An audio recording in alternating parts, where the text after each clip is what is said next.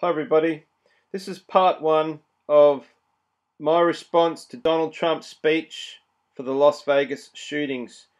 Read from the book by Thomas Horn, Apollyon Rising 2012. Chapter 1, Summoning the Angel from the Whirlwind. Let's look at past history and how it reflects on Trump's speech yesterday. Whoa, nearly dropped my computer. Some of the biggest men in the United States in the field of commerce and manufacture are afraid of something. They know that there is a power somewhere so organized, so subtle, so watchful, so interlocked, so complete, so persuasive that they had better not speak above their breath when they speak in condemnation of it. That's a quote from Woodrow Wilson. The real rulers in Washington are invisible and exercise power from behind the scenes. U.S. Supreme Court Justice Felix Frankfurter. On January 20, 2001, President George W. Bush, during his first inaugural address, faced the obelisk known as the Washington Monument and twice referred to the angel that rides in the whirlwind and directs this storm. His reference was credited to Virginia statesman John Page, who wrote to Thomas Jefferson after the Declaration of Independence was signed. "We know the race is not to the swift, nor the battle to the strong. Do you not think an angel rides in the whirlwind and directs this storm?" Quote, 5 weeks after the inaugural, on Wednesday, February 28, 2001, Congressman Major R. Owens of New York stood before the House of Representatives and prayed to the angel in the whirlwind. He asked the spiritual force to guide the future and fate of the United States. 28 weeks later, for a total of 33 weeks from the day of the inaugural, a number invaluable to mysticism and occult fraternities, 19 Islamic terrorists attacked the United States, hijacking 4 commercial airliners and crashing 2 of them into the Twin Towers of the World Trade Center in New York City. They slammed a 3rd into the Pentagon, and a 4th, which had been directed towards Washington, D.C., crashed near Shanksville, Pennsylvania.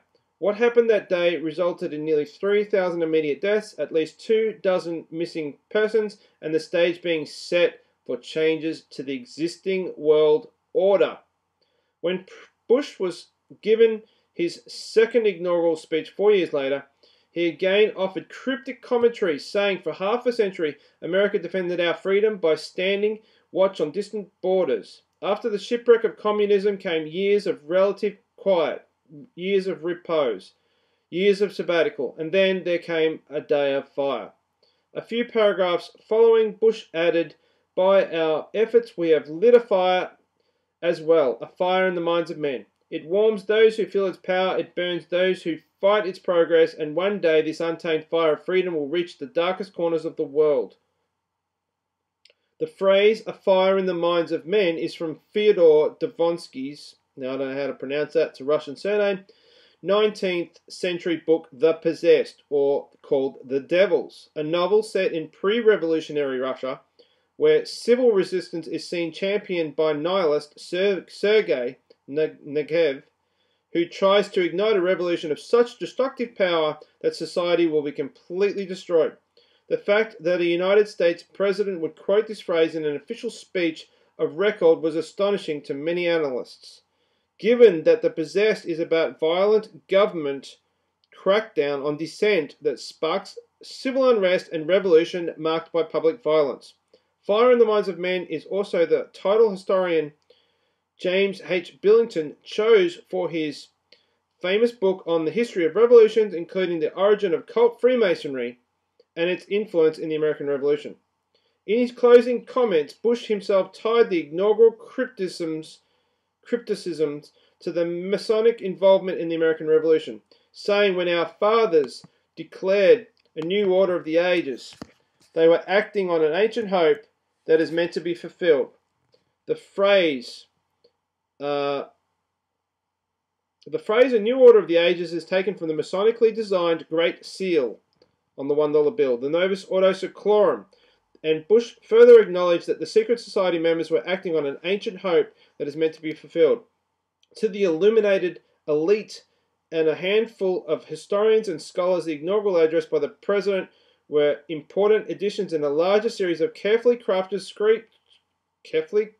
speeches in which line-by-line analysis of his public references uncovered what appeared to be coded language designed to convey shrouded messages at regular intervals to select members of his global audience.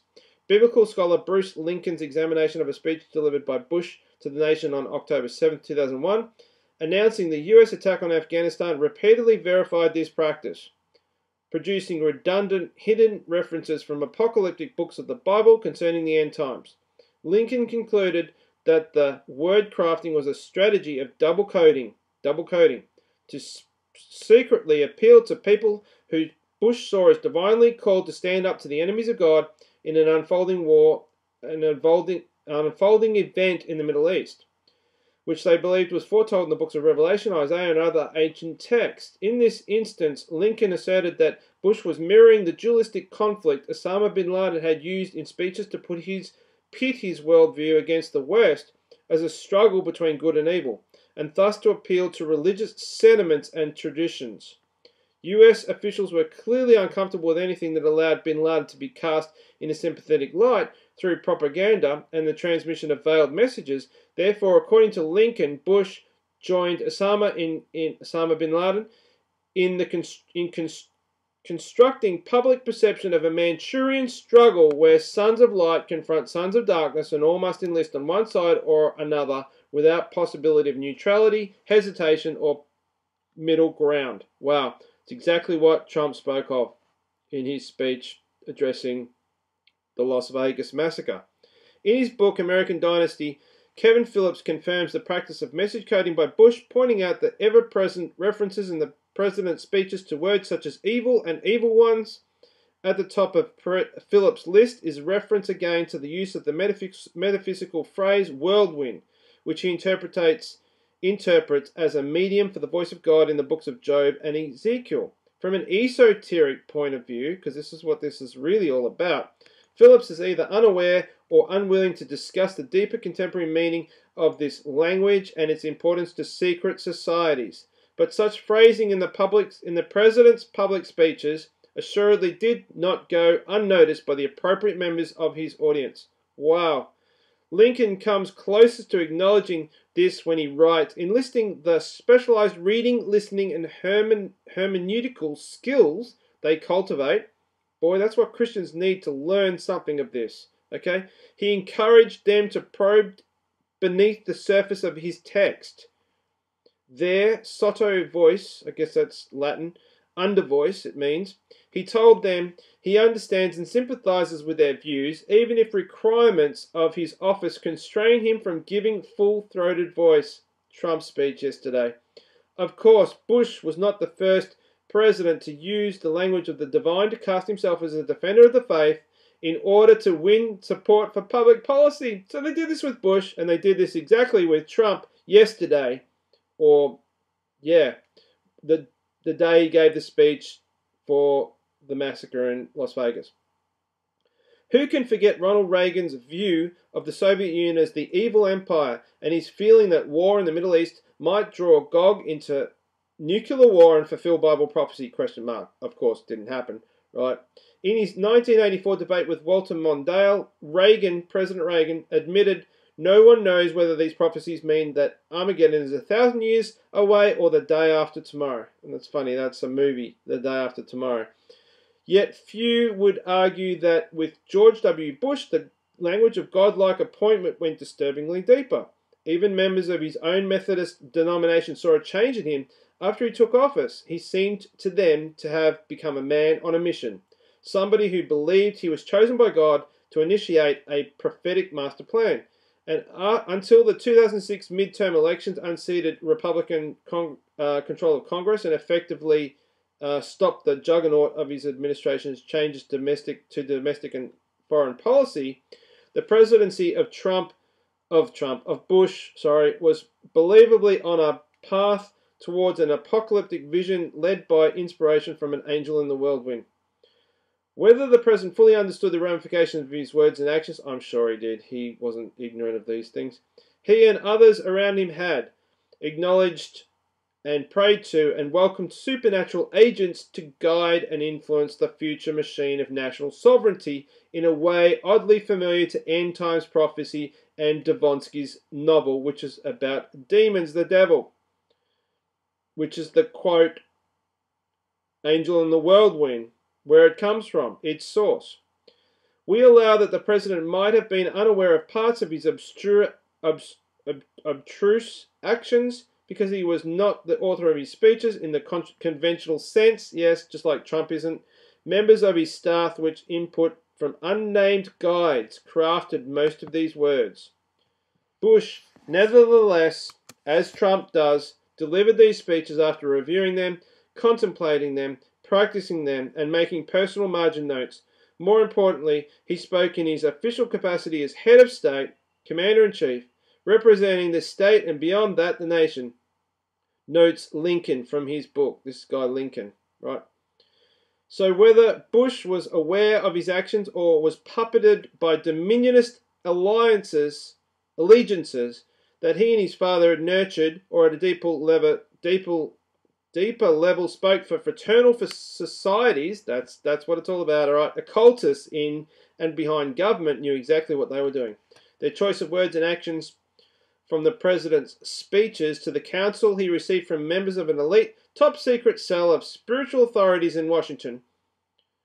And note, is written here, this is not a reference to the Christian groups or faith councils that meet with US presidents. This reveals subtle but informing truths. Words were placed in the president's mouth to be spoken in mystic harmony of a sacred craft, which is Freemasonry, and otherworldly discourse, which the men behind the president, the voices behind the voice, believed would invoke the arrival of a spiritual kingdom on earth, led by an embodied theocratic representative, if these words were uttered at the right moment in history, and from chosen men of God. And that theocratic representative is Barack Hussein Obama.